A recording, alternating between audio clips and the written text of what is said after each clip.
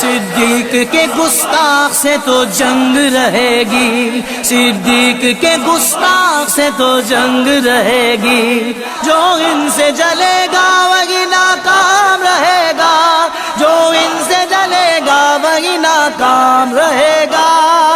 سالار صحابہ وہ پہلا خلیفہ، سرکار کا پیارا صدیق ہمارا، ہر سننے کا نعرہ صدیق ہمارا۔ الحمدللہ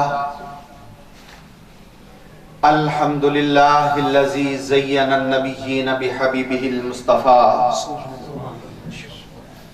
ومن علی المؤمنین بنبیہ المجتبى۔ الصلاة والسلام علی سیدنا و مولانا محمد خیر الورى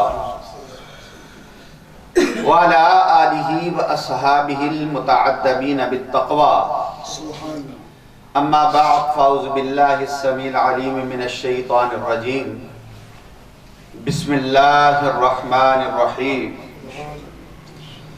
ثانی اثنین اذ ہما فی الغار اذ یقول لصاحبہ لا تحزن ان اللہ معنا۔ صدق اللہ مولانا العظیم و صدق رسولہ النبی الکریم الامین۔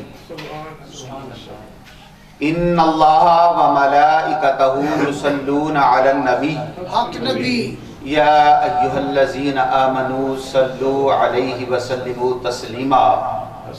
درود شریف پڑھیے۔ الصلاۃ والسلام علیک یا سیدی یا رسول اللہ وعلی آلک و اصحابک یا حبیب اللہ۔ الصلاۃ والسلام علیک یا خطیب الانبیاء والمرسلین وعلی آلک و اصحابک یا رحمۃ للعالمین۔ تمام تعریفیں اس ذات کے لیے جس کے سوا کوئی عبادت کے لائق نہیں، جس کا کوئی شریک نہیں، وہ واجب الوجود ہے، باقی ہر شے ممکن الوجود ہے۔ وہ الہ ہے، معبود ہے، باقی سب عبد ہے۔ اور ہر حمد اس ذات کے لیے جس نے ہمیں وجود بخشا اور بے شمار نعمتیں عطا کی۔ گننا شروع کریں تو گنتی ختم ہو جائے، لیکن رب ذوالجلال کی نعمتیں ختم نہ ہوں۔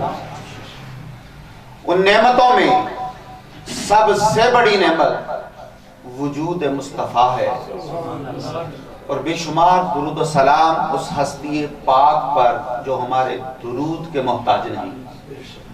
ان پر اللہ درود بھیج رہا ہے، اس کے فرشتے درود بھیج رہے ہیں، اور بے شمار درود و سلام اس ہستی پاک پر جن پر درود پڑھنے سے ہمارے دکھ دور ہوتے ہیں، دلوں کو سکون نصیب ہوتا ہے، جنت کے راستے روشن ہوتے ہیں۔ اور بے شمار درود و سلام اس ہستی پاک پر جن پر درود پڑھنا باعث ہدایت بھی ہے اور باعث نجات بھی۔ تو پھر پڑھیے الصلاۃ والسلام علیک یا سیدی یا رسول اللہ وعلی آلک اصحابک یا سیدی یا حبیب اللہ۔ مسلم شریف میں حدیث پاک ہے، الحمدللہ ملء المیزان، کہ جو بندہ اللہ کی حمد بیان کرتا ہے قیامت کے دن اس کی نیکیوں کا پلڑا وزنی ہو جائے گا۔ سبحان اللہ۔ اور قیامت کے دن آقا کریم جو جھنڈا بلند کریں گے وہ بھی اللہ کی حمد کا جھنڈا ہوگا۔ انا حامل لواء الحمد یوم القیامہ۔ تو ایک دفعہ اس نیت سے الحمدللہ پڑھ لیں کہ قیامت کے دن اللہ کریم ہمیں بھی اس جھنڈے کا سایہ عطا فرمائے۔ امام زین العابدین رضی اللہ تعالی عنہ سے کسی نے پوچھا کہ حضور جب لوگ مختلف فرقوں میں بڑھ جائیں گے، مختلف فرقے اختیار کر لیں گے، اور حضور کی حدیث پاک ہے کہ 73 فرقے ہوں گے، ان میں سے صرف ایک جنتی ہوگا۔ سبحان اللہ۔ تو عرض کیا کہ حضور کوئی پہچان بتا دیں، ان کی کوئی نشانی بتا دیں۔ تو حضرت امام زین العابدین رضی اللہ تعالی عنہ نے فرمایا کہ کثرت الصلاۃ علی النبی، کہ وہ جنتی لوگ، وہ جنتی جماعت साथ हुजूर पर दुरूद पढ़ने वाले होंगे। और आका करीम ने इरशाद फरमाया कि जो मुझ पर शौक से दुरूद पढ़ता है मैं बड़े शौक से उसका दुरूद सुनता हूँ। तो एक दफा दुरूद पाक से नियत से पढ़ ले कि दूर नजदीक से सुनने वाले वो कान लाले करामत के लाखों सलाम। इधर हम दुरूद पढ़ रहे हैं, उधर आका करीम हमारा दुरूद सुन रहे हैं। पढ़िए सलातु व सलाम वाला आलिका अस्हाबिका या सय्यदी या हबीबल्लाह। हम्दो सलात के बाद आपकी आल पर, आपके असहाब पर और आपकी उम्मत के औलिया पर अल्लाह रब्बुल इज़्ज़त बेशुमार रहमतों, बरकतों और रिफ़तों का नुज़ूल फरमाए। दुनिया में हमें उनके नक्शे कदम पर चलने की तौफीक अता फरमाए और आखिरत में हमें उन सालिहीन की माइयत और सोहबत अता फरमाए। माह सैयदना सिद्दीक़ अकबर जमादुल सानी का महीना है, जिसकी 22 तारीख को पैकरे सिद्क़ व सखा, कुश्ताए तस्लीम व रज़ा, रौनके बाज़ारे मुस्तफ़ा, यारे गारे मुस्तफ़ा, यारे मज़ारे मुस्तफ़ा हज़रत सैयदना सिद्दीक़ अकबर रज़ी अल्लाह तआला अन्हु का विसाल हुआ। आपके एहसानात हैं मुसलमानों की गर्दनों पर। आज की इस नशिस्त में आपकी शान व अज़मत बयान करने की कोशिश करूंगा। दुआ है खालिक़ कायनात हक़ गोई की तौफीक अता फरमाए। इस्लाम अल्लाह ताला का पसंदीदा दीन है। शैतानी ताकतें इस्लाम के साथ टकराती रही, लेकिन 1400 साल गुजर गए। वो फितने जो इस्लाम को मिटाने के लिए उठे वो खुद मिट गए। इस्लाम आज भी मौजूद है। हुजूर शेखुल इस्लाम हजरत ख्वाजा कमरुद्दीन सयालवी रहमतुल्लाहि ताला अलैहि आप इरशाद फरमाया करते थे कि इस्लाम की सच्चाई के जो दलाइल है ना, उनमें से एक दलील ये भी है कि इस्लाम फितनों से टकराता रहा और इस्लाम कायम रहा। सुभान अल्लाह। इसलिए कि ये अल्लाह ताला का पसंदीदा और सच्चा दीन है। अगर कोई झूठा दीन होता तो वो कब का मिट चुका होता। तो इस्लाम की सच्चाई की ये दलील है कि वो फितने जो इस्लाम को मिटाने के लिए उठे वो खुद मिट गए और इस्लाम आज भी मौजूद है।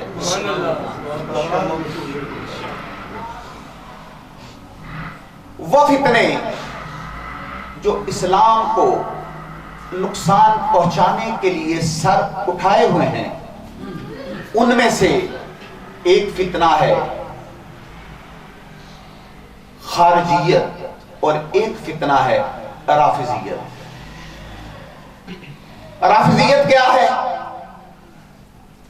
कि सहाबा इकराम की अजमत का इनकार करना,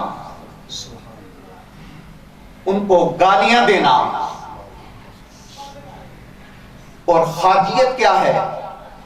अहले बैत की बेअदबी करना, उनकी अजमत का इनकार करना, ये खारजियत है। तो खारजी अहले बैत की बेअदबी करके नुकसान इस्लाम ही को पहुंचा रहे हैं, और राफिजी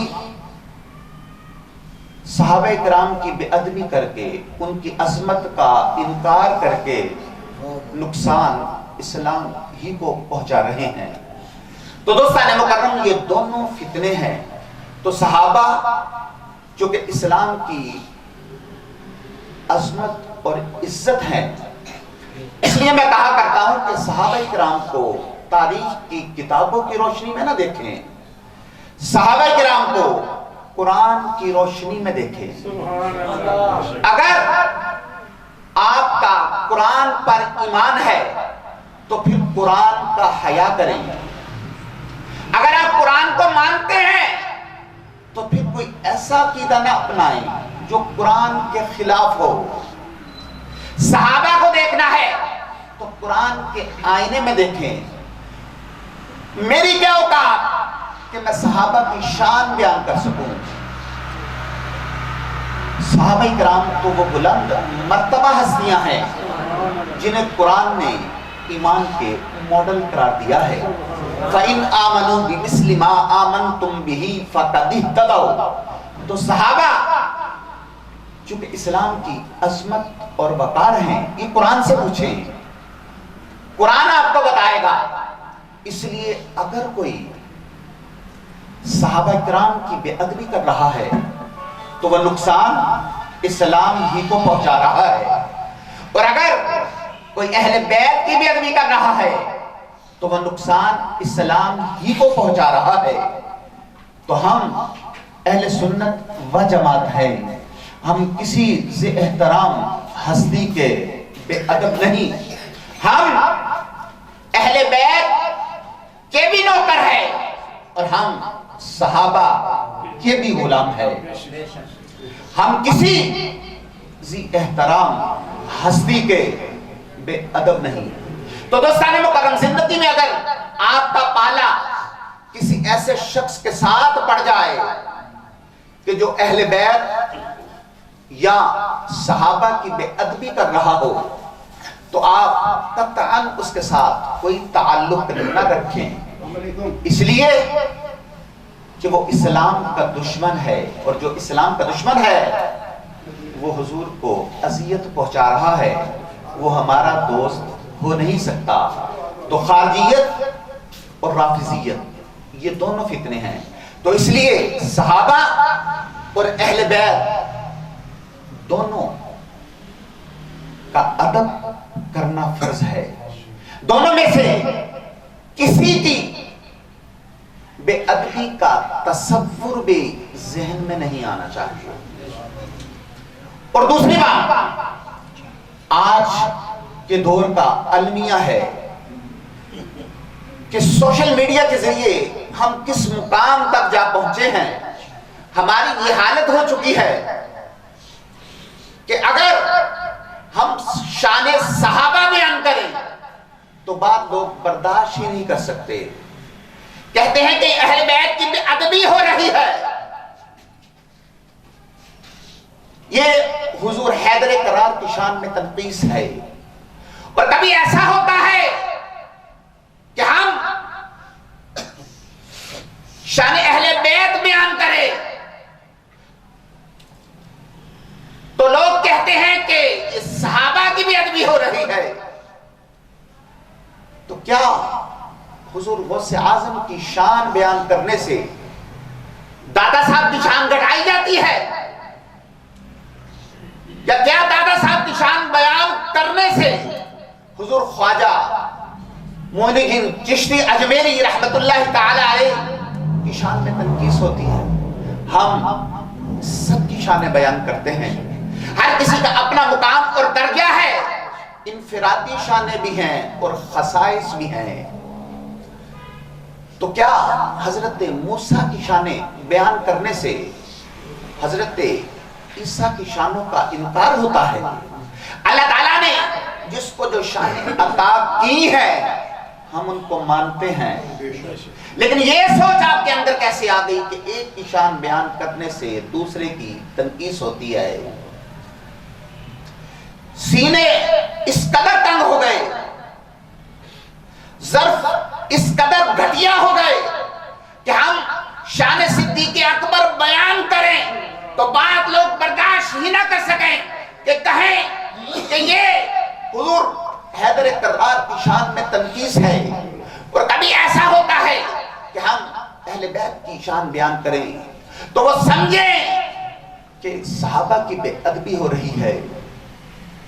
اپنے سینوں میں وسعت پیدا کریں. ہر ایک کی اپنی شانیں ہیں، اور قرآن میں جو مدارج بیان کیے ہیں ہم اس کو مانتے ہیں، بلکہ میں تو یہ کہا کرتا ہوں کہ شان صدیق اکبر بیان کرنے سے مولا علی شیر خدا خوش ہوتے ہیں، شان صدیق اکبر بیان کرنے سے مولا علی شیر خدا خوش ہوتے ہیں، اور مولا علی شیر خدا کی شان بیان کرنے سے صدیق اکبر خوش ہوتے ہیں۔ یہ آج کل کے کسی شخص کی گھٹیا سوچ ہو سکتی ہے کہ شان صدیق اکبر بیان کریں تو معاذ اللہ مولا علی شیر خدا کو پسند نہ آئے، یا حضور حیدر کرار کی شان میں تنقیص ہو شان صدیق اکبر بیان کرنے سے۔ یہ آج کل کے کسی شخص کی گھٹیا سوچ ہو سکتی ہے، لیکن صحابہ کی یہ سوچ نہیں تھی۔ وہ تو نگاہ نبوت کے پروردہ تھے، وہ تو حضور کے تربیتی یافتہ تھے، وہ تو رحماء بینہم کی تفسیر تھے۔ تو شان صدیق اکبر بیان کرنے سے مولا علی شیر خدا خوش ہوتے ہیں، لیکن شرط یہ ہے کہ شانیں وہ بیان کی جائیں جو قرآن نے بیان کی ہے، من گڑت نہیں۔ جو شانیں قرآن نے بیان کی ہیں وہ بیان کی جائیں، اس سے اہل بیت بھی خوش ہوں گے اور صحابہ بھی خوش ہوں گے۔ احترام ہستی کے بے ادب نہیں۔ تو دوستان مکرم، آج ہم جس ہستی کا ذکر کر رہے ہیں حضرت سیدنا صدیق اکبر رضی اللہ تعالی عنہ، آپ کس بلند مرتبے کی ہستی ہے۔ کبھی ایسا ہو سکتا ہے کہ سورج کا ذکر ہو اور دھوپ کا ذکر نہ ہو، پھول کا ذکر ہو اور خوشبو کا ذکر نہ ہو، اور کبھی ایسا ہو سکتا ہے کہ قرآن کی تاریخ بیان ہو رہی ہو، قرآن کی شان بیان ہو رہی ہو اور جامع القرآن کا ذکر نہ ہو، اور کبھی ایسا ہو سکتا ہے کہ اسلام کی تاریخ بیان ہو رہی ہو اور صدیق اکبر کا ذکر نہ ہو، اسلام کی شان بیان ہو رہی ہو اور صدیق اکبر کا ذکر نہ ہو، اور کبھی ایسا ہو سکتا ہے کہ پیغمبر اسلام کا ذکر ہو اور ہم سفر مصطفیٰ کا ذکر نہ ہو۔ جب بھی قرآن کا ذکر ہوگا، جامع القرآن کا ذکر ہوگا، قرآن سے صدیق اکبر کو جدا نہیں کیا جا سکتا۔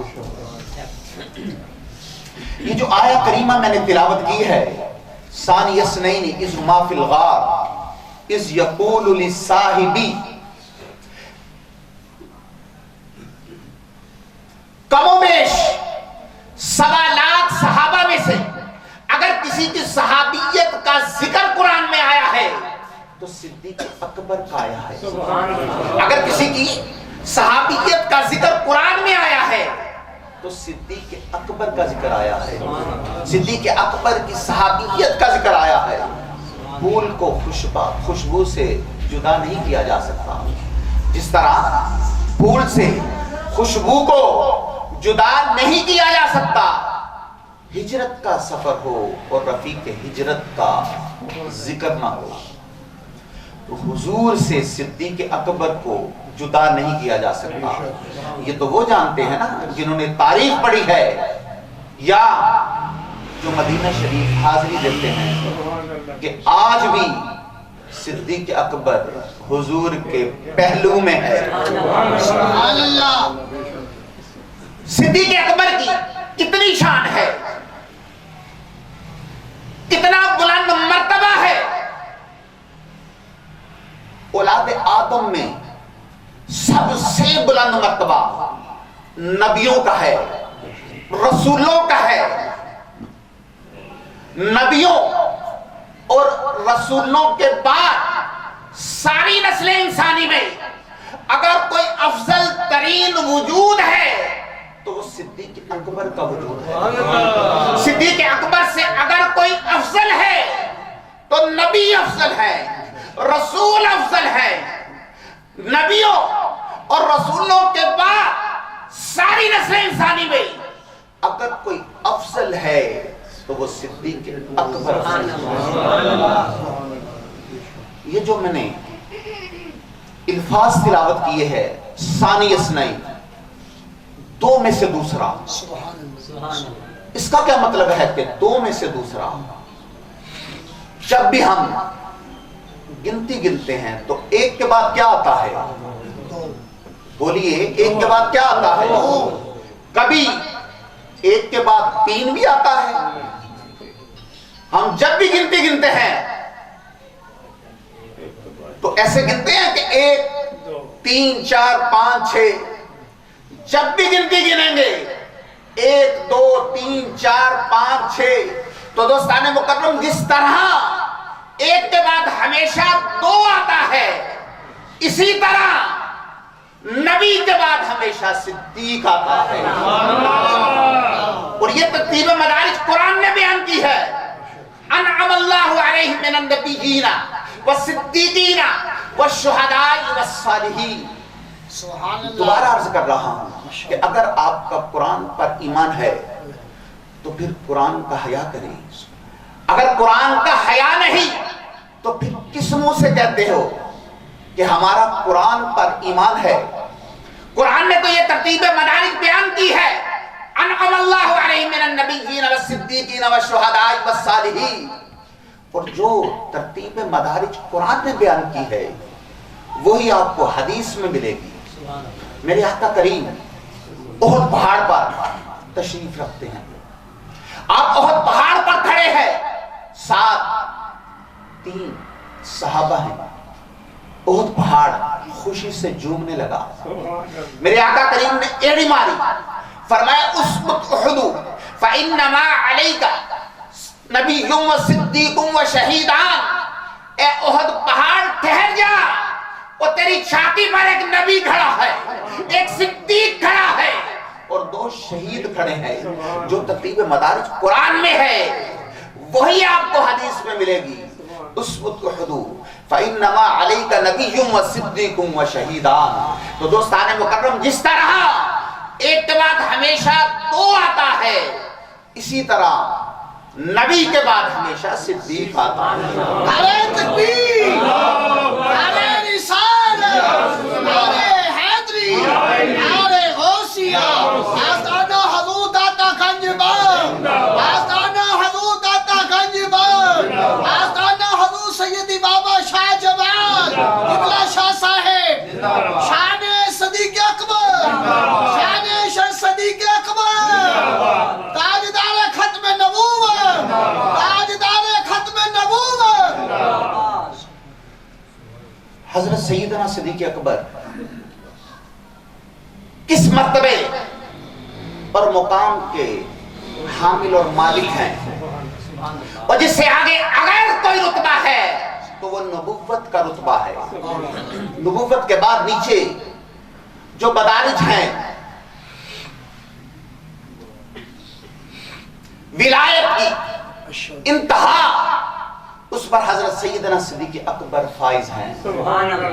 کون سی فضیلت ہے جو اللہ تعالیٰ نے آپ کو عطا نہیں کی؟ تاجدار امامت ہیں، تاجدار خلافت ہیں، تاجدار صداقت ہیں، تاجدار نفاست ہیں، تاجدار ولایت ہیں، تاجدار کرامت ہیں۔ کون سی شان ہے جو اللہ تعالیٰ نے آپ کو عطا نہیں کی؟ سب سے پہلی شان تاجدار خلافت۔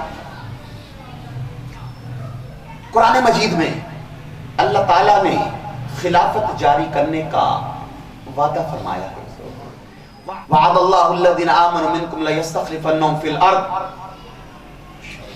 کہ اللہ تعالیٰ نے زمین میں خلافت جاری کرنے کا وعدہ فرمایا ہے۔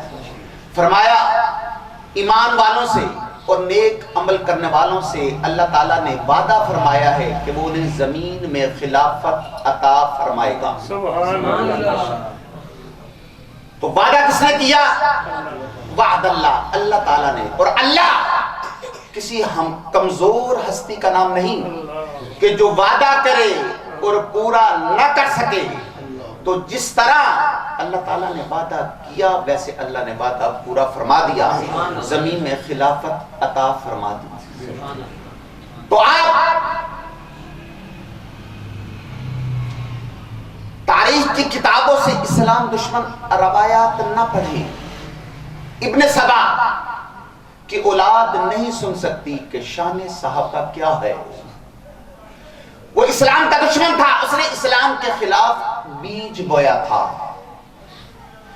تو ابن سبا کی اولاد جو ہے ذریت, وہ شان صحابہ نہیں سن سکتی. تو اس لیے آپ تاریخ کی کتابوں کو نہ کھولیں. تاریخ کی کتابوں میں تو بات ایسے ہیں جنہوں نے 300 سال کے بعد 400 سال کے بعد روایات لکھی اور اپنی مرضی کی روایات لکھی. اس لیے آپ قرآن کو پڑھیں, قرآن سے پوچھیں, قرآن کو کھولیں. ہمارا ایمان چونکہ قرآن و حدیث پر ہے, تو پہلے آپ قرآن کو سمجھیں, حدیث کو سمجھیں, پھر تاریخ کو پڑھیں. قرآن آپ نے پڑھا نہیں, حدیث آپ نے پڑھی نہیں, اور آپ تاریخ کو پڑھیں گے نا تو تاریخ آپ کو گمراہ کر دے گی. تو پہلے آپ قرآن کو پڑھیں. تو خلافت جاری کرنے کا وعدہ کس نے فرمایا؟ اللہ تعالیٰ نے. تو جیسے میں نے پہلے عرض کیا کہ اللہ کسی کمزور ہستی کا نام نہیں کہ جو وعدہ کرے اور پورا نہ کر سکے. تو جیسے اللہ تعالیٰ نے وعدہ کیا تھا ویسے اللہ تعالیٰ نے وعدہ پورا فرما دیا. تو منشاء خداوندی سے حضرت سیدنا صدیق اکبر مسلمانوں کے پہلے خلیفہ بنے. اور میں کہا کرتا ہوں کہ صحابہ کا جو مرتبہ ہے, بڑے سے بڑا ولی بھی صحابہ کے پیروں کی خاک تک نہیں پہنچ سکتا. اولیاء عبادت کرتے رہے, نمازیں پڑھتے رہے, روزے رکھتے رہے, حج کرتے رہے, کیا صحابی بن سکتے ہیں؟ بولیے, نہیں بن سکتے. تو جس طرح غوث قطب ابدال عبادت کر کے صحابی نہیں بن سکتے, اسی طرح باقی صحابہ صدیق اکبر نہیں بن سکتے. اولیاء کا صحابی بننا مشکل ہے اور صحابہ کا صدیق اکبر بننا مشکل ہے. کیوں؟ اس لیے کہ سیدنا صدیق اکبر صرف صحابی نہیں, آپ خلیفۃ الرسول ہیں, نائب رسول ہیں, جانشین رسول ہیں. اور حضرت سیدنا صدیق اکبر کو یہ جو تاج خلافت عطا کیا گیا ہے, خلیفۃ الرسول بنایا گیا ہے, تو آپ صحابہ میں بلند مقام رکھتے ہیں. اولیاء صحابی نہیں بن سکتے اور صحابہ صدیق اکبر نہیں بن سکتے. تو تاجدار خلافت ہیں تو صدیق اکبر. دوسری شان تاجدار امامت.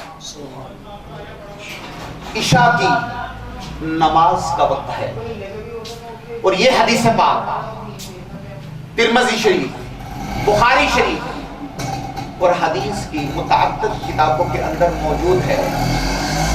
نفس مضمون ایک ہے لیکن اسناد کے مختلف ہونے کی وجہ سے الفاظ قدرے مختلف ہیں, لیکن نفس مضمون ایک ہے. عشاء کی نماز کا وقت ہے. صحابہ مسجد نبوی میں انتظار کر رہے ہیں کہ حضور تشریف لائیں اور نماز پڑھائیں. حضرت بلال حبشی رضی اللہ تعالیٰ عنہ دروازے رسول پر کھڑے ہیں. سبحان اللہ. آواز دی, الصلاۃ الصلاۃ یا رسول اللہ, یا رسول اللہ. صحابہ انتظار کر رہے ہیں, آپ تشریف لائیں اور نماز پڑھائیں. حضور کی طبیعت مبارکہ میں تغیر ہے, سخت بخار ہے. تو آقا کریم نے فرمایا مرو ابا بکر فلیصلی بالناس, جاؤ ابو بکر سے کہو کہ وہ میرے مصلی پر کھڑا ہو کے نماز پڑھائے. ام المؤمنین حضرت عائشہ صدیقہ رضی اللہ تعالی عنہا حاضر خدمت ہیں. عرض کرتی ہے یا رسول اللہ صلی اللہ علیہ وسلم, کہ میرے ابا جان نرم دل ہیں، وہ آپ کے مصلی کو خالی نہیں دیکھ سکیں گے، ان سے نماز نہیں پڑھانی ہوگی، آپ کسی اور کو حکم دے دیں۔ تو میرے آقا کریم نے دوسری مرتبہ فرمایا مرو ابا بکر فلیصلی بالناس، جاؤ ابو بکر سے کہو کہ وہ میرے مصلی پہ کھڑا ہو کے نماز پڑھائے۔ ام المؤمنین حضرت حفصہ رضی اللہ تعالی عنہا بھی حاضر خدمت ہے۔ ہماری دونوں روحانی مائیں حضرت حفصہ اور حضرت عائشہ صدیقہ رضی اللہ تعالی عنہما یک زبان عرض کرتی ہیں کہ یا رسول اللہ، ابو بکر نرم دل ہے، وہ آپ کے مصلی کو خالی نہیں دیکھ سکیں گے، آپ کسی اور کو حکم دے دیں۔ تو میرے آقا کریم نے تیسری مرتبہ ارشاد فرمایا مرو ابا بکر فلیصلی بالناس، جاؤ ابو بکر سے کہو کہ وہ میرے مصلی پہ کھڑا ہو کے نماز پڑھائے۔ نعرہ تکبیر، نعرہ رسالت، نعرہ حیدری، نعرہ غوثیہ، حضرت سیدی داتا گنج بار، تاجدار ختم نبوت، تاجدار ختم نبوت، محفل میلاد مصطفیٰ۔ جس مجلس میں ابو بکر ہو اس میں کوئی اور امامت نہیں کروا سکتا، جس محفل میں ابو بکر ہو کوئی اور مصلی پہ کھڑا نہیں ہو سکتا۔ 17 نمازیں آپ نے حضور کی موجودگی میں پڑھائیں۔ آپ کو مصلی امامت پہ کس نے کھڑا کیا؟ امام الانبیاء نے۔ اور جب حضور فیصلہ فرما دیں تو بعد میں کوئی بحث کی گنجائش رہ جاتی ہے، وہ یہ کس کا مصلی ہے؟ حضور غوث اعظم رضی اللہ تعالیٰ عنہ کے مصلی پہ بعد میں کھڑے ہو کر نماز پڑھانا کتنا مشکل مقام ہے، کتنا اعلیٰ مقام ہے۔ اور یہ مسجد نبوی کا مصلی کس کا ہے؟ یہ تو مصلی ہی امام الانبیاء کا ہے۔ شب معراج سارے نبی مسجد اقصی میں حاضر ہیں، اور جبریل امین حضور کا بازو تھام کے اللہ کے حکم سے عرض کرتے ہیں کہ یا رسول اللہ صلی اللہ علیہ وسلم، آپ کے ہوتے ہوئے کوئی اور امامت نہیں کروا سکتا، آج آپ امامت کروائیں گے، باقی سارے نبی پیچھے کھڑے ہوں گے۔ تو جبرائیل امین اور جن کا بازو تھام کر اللہ کے حکم سے مصلی امامت پر کھڑا کریں وہ امام الانبیاء ہے، اور آج الانبیاء صدیق اکبر کو حکم دے رہے ہیں کہ صدیق اور میرے مصلی پہ کھڑا ہو جا، میرے سارے امتی تیرے پیچھے نماز پڑھیں۔ صدیق اکبر نماز پڑھا رہے ہیں، پیچھے صحابہ نماز پڑھ رہے ہیں، صدیق اکبر نماز پڑھا رہے ہیں، اہل بیت پیچھے نماز پڑھ رہے ہیں۔ حضور نے آپ کو صرف صحابہ کا ہی نہیں اہل بیت کا بھی امام بنایا۔ تو کیا حضور حیدر کرار آپ کے پیچھے نمازیں پڑھتے رہے ہیں؟ 2.25 سال مولا علی شیر خدا آپ کے پیچھے نمازیں پڑھتے رہے ہیں۔ حضرت عباس، حضرت عبداللہ ابن عباس رضی اللہ تعالیٰ عنہ، یہ جو اہل بیت کے جلیل القدر افراد ہیں، یہ صدیق اکبر کے پیچھے نمازیں پڑھ کے امت کو کیا بتا رہے ہیں کہ صدیق صرف صحابہ کے ہی نہیں اہل بیت کے بھی امام۔ تو امام الانبیاء کے غلام فتنوں کے اس دور میں اپنے ایمان کو بچائیں، اپنے ایمان کی حفاظت کریں۔ تو ہمارے پاس تو وہ آنکھ ہی نہیں کہ ہم صدیق اکبر کی شان کو دیکھ سکے۔ آپ کو مصلی پہ کس نے کھڑا کیا؟ امام الانبیاء نے کھڑا کیا۔ اور حضور جب فیصلہ فرما دیں اور بعد میں کوئی کہے آؤ جی دلائل دیکھتے ہیں، آؤ جی تجزیہ کرتے ہیں، تو رتی بار ایمان اس کے سینے میں نہیں رہ گیا۔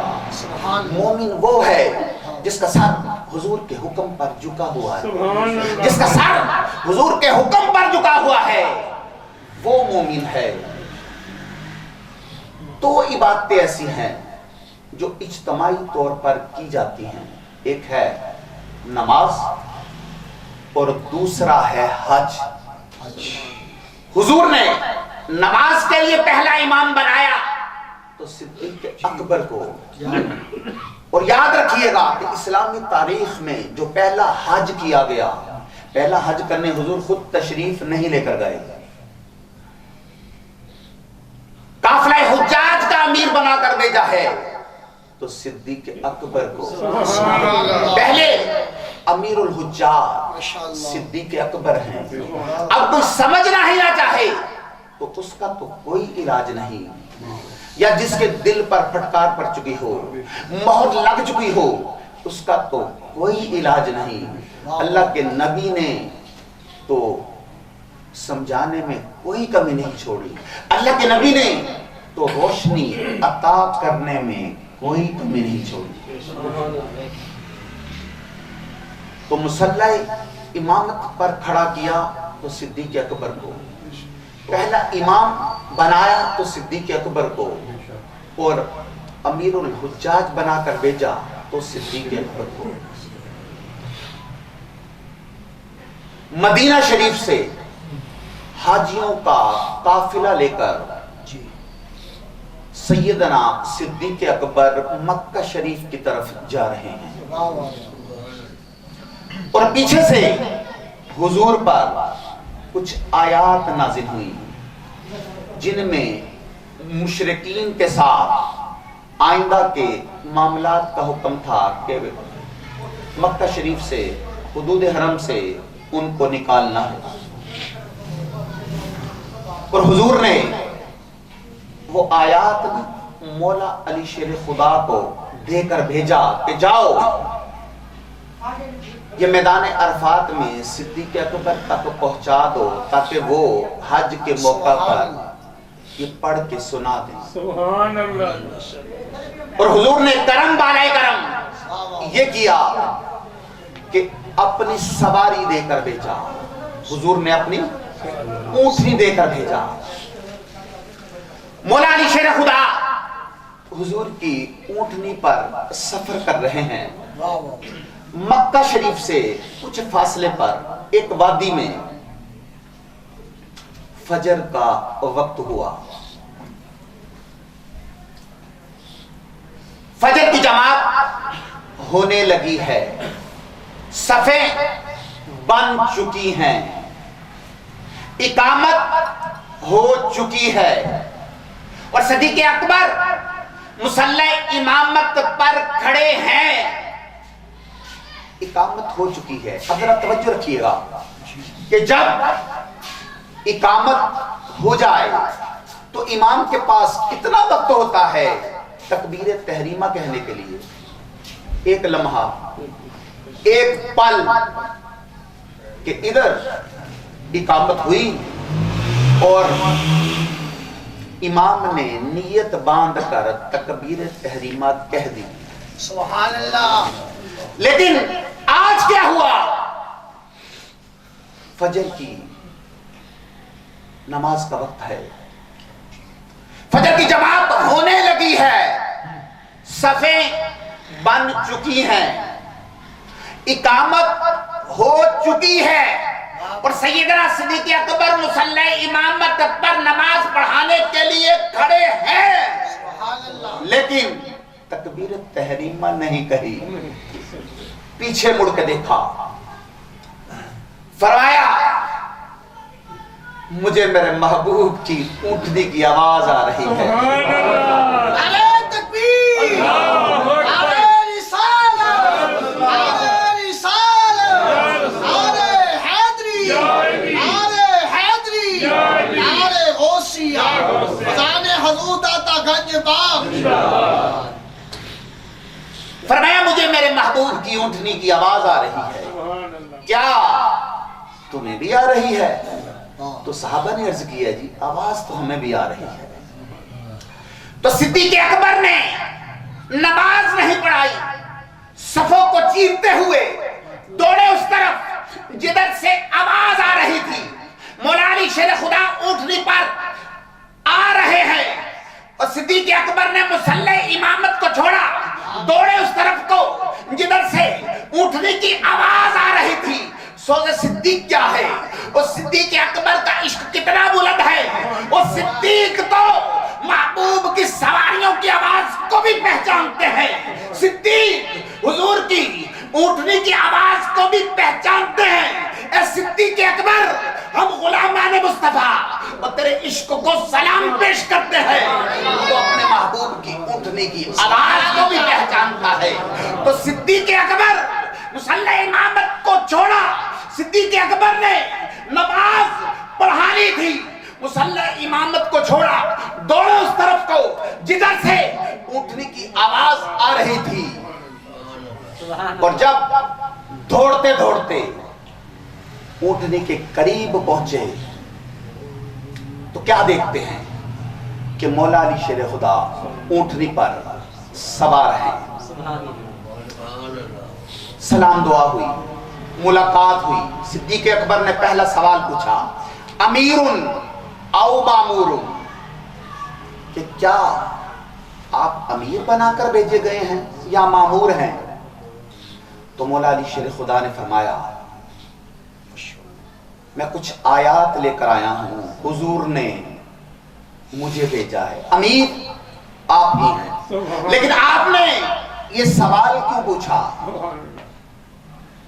تو صدیق اکبر نے فرمایا کہ اقامت ہو چکی تھی، میں نماز پڑھانے لگا تھا. اگر آپ امیر ہیں تو آپ نماز پڑھائیں، میں آپ کے پیچھے پڑھتا ہوں. اور اگر مامور ہیں تو پھر مجھے اجازت دیں، میں پڑھاتا ہوں. تو مولا علی شیر خدا نے فرمایا، امیر آپ ہی ہیں. تو سیدنا صدیق اکبر نے نماز پڑھائی.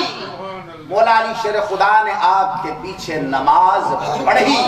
صدیق اکبر نے فرمایا، اگر آپ امیر ہیں تو آپ نماز پڑھائے، میں آپ کے پیچھے نماز پڑھتا ہوں. اور یہ عشق صدیق ہے، یہ ادب صدیق ہے. اور اگر مجھے حکم ہے نماز پڑھانے کا تو پھر مجھے اجازت دیں، میں پڑھاتا ہوں. یہ ہماری کمزرفی ہے کہ آج کل ہم اپنے ذہنوں کے مطابق سوچتے ہیں. اور صدیق جو کر رہے تھے وہ اللہ کے حکم سے کر رہے تھے، اور تو ان کی نیت میں شک کر رہا ہے. ایک اور بات قرآن کا طالب علم ہونے کی روشنی میں بیان کر رہا ہوں کہ اگر قرآن صدیق کی نیت کو بیان کرے اور کوئی پھر بھی ان پہ شک کرے تو وہ کتنا کم بخت ہے. وَسَيُجَنَّبُهَا الْأَتْقَى الَّذِي يُؤْتِي مَالَهُ يَتَزَكَّىٰ وَمَا لِأَحَدٍ عِندَهُ مِن نِّعْمَةٍ تُجْزَىٰ إِلَّا ابْتِغَاءَ وَجْهِ رَبِّهِ الْأَعْلَىٰ وَلَسَوْفَ يَرْضَىٰ. یہ صدیق اکبر کی نیت ہے، اور جسے قرآن بیان کر رہا ہے کہ صدیق وہ کر رہے تھے. صدیق جو کر رہے تھے وہ اللہ اور اس کے رسول کی رضا کے لیے کر رہے تھے. اگر امامت کروا رہے تھے تو اللہ اور اس کے رسول کی لگائی ہوئی ڈیوٹی نبھا رہے تھے. اگر خلافت کی ڈیوٹی نبھا رہے تھے تو اللہ اور اس کی رسول کی لگائی ہوئی ڈیوٹی نبھا رہے تھے. اور تم کتنے بدبخت ہو کہ ان کی نیت پہ شک کر رہے ہو. اور وہ تو اس کمینی دنیا کے لوگ ہی نہیں تھے جس کمینی دنیا کی تم بات کرتے ہو. رسول اللہ نے تو ان کے سینوں کو پاک کر دیا تھا.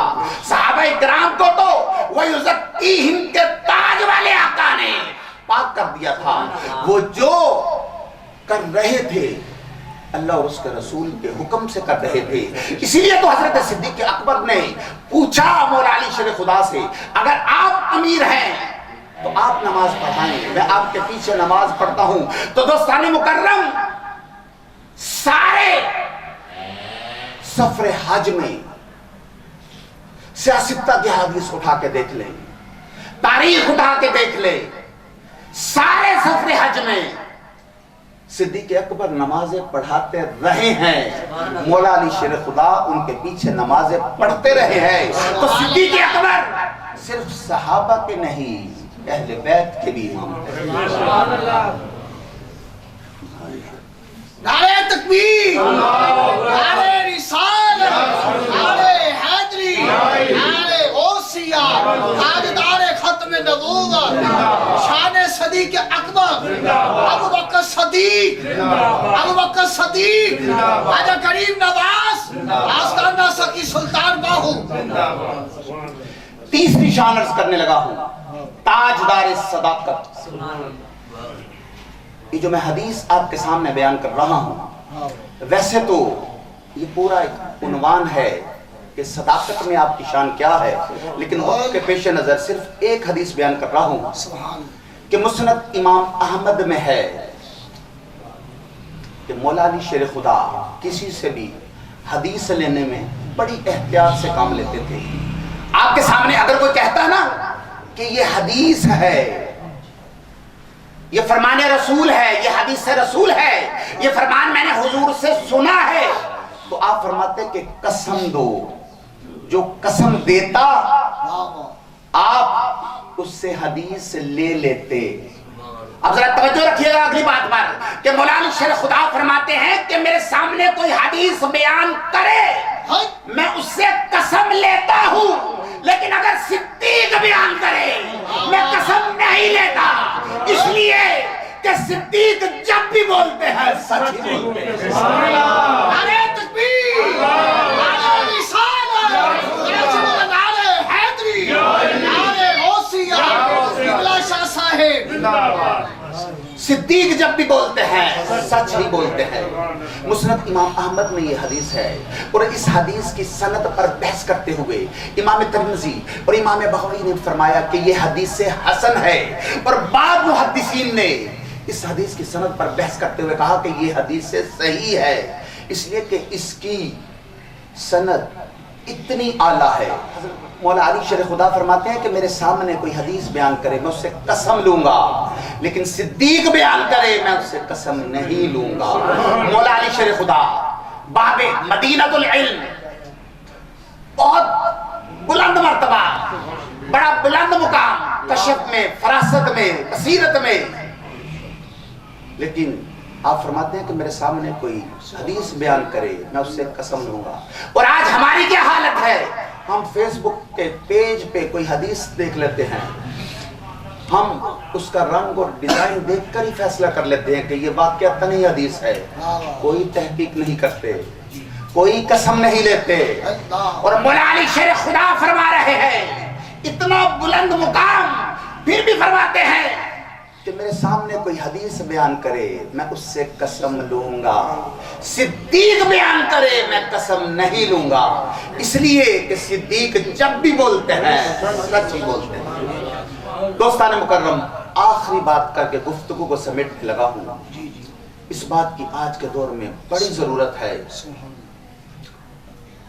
تاجدار نفاست، صفائی کو پسند کرنے والے، ستھرائی کو پسند کرنے والے، پاکیزگی کو پسند کرنے والے، تاجدار نفاست حضرت سیدنا صدیق اکبر کی بات کر رہا ہوں. سفر ہجرت پڑھ کے دیکھ لیں، سیاستہ کی حدیث پڑھ کے دیکھ لیں. غار سور سے نا اگلے سفر کی بات کر رہا ہوں کہ صدیق اکبر عرض کرتے ہیں کہ یا رسول اللہ آپ پہاڑ کے نا دامن میں تشریف فرما ہوں، میں آپ کے لیے نا بکری کا دودھ لے کر آتا ہوں. سبحان اللہ. تو حضور پہاڑ کے دامن میں تشریف فرما ہے. تو حضرت سیدنا صدیق اکبر نے دیکھا کہ ایک چرواہا بکریاں چرا رہا ہے. آپ اس کے پاس تشریف فرمایا بکری کا دودھ بیچو گے؟ بات طے ہو گئی. اس نے کہا جی برتن لائیں میں دھو کے دیتا ہوں. تو برتن پاس ہے، پیالہ ساتھ ہے. اب سیدنا صدیق اکبر کی نفاست دیکھیے. آپ نے فرمایا کہ دودھ اس طرح سے نہیں دھونا، پہلے بکری کے تھن صاف کرو. بکری کے تھن دھو. بکری کے تھن صاف کیے گئے، بکری کے تھن دھلائے گئے، پھر چرواہے کے ہاتھ دھلائے گئے. اور ایک باریک کپڑا جس برتن میں دودھ ڈالنا تھا اس کے اوپر رکھ دیا گیا تاکہ یہ چھاننی کا کام کرے، تاکہ اگر کوئی دن کا کوئی ذرہ ہو تو یہ کپڑا روک لے. تو شارحین حدیث لکھتے ہیں کہ صدیق اکبر سے پوچھئے کہ اتنی صفائی کا اہتمام کیوں کر رہے ہیں؟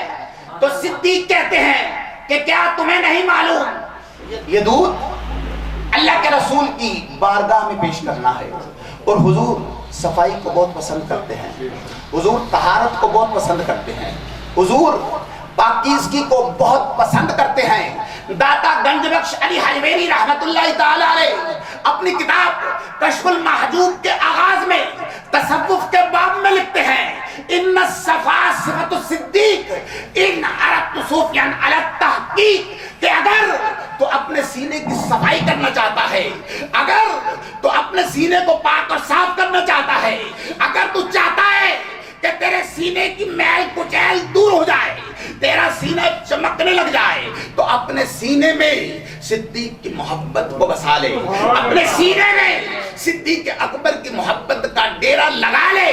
ان الصفا صفت الصدیق، داتا علی حجویری فرماتے ہیں کہ صدیق کی محبت کے بغیر تیرے سینے میں پاکیزگی نہیں آ سکتی، صدیق کی محبت کے بغیر وہ اپنا سینہ پاک نہیں کر سکتا۔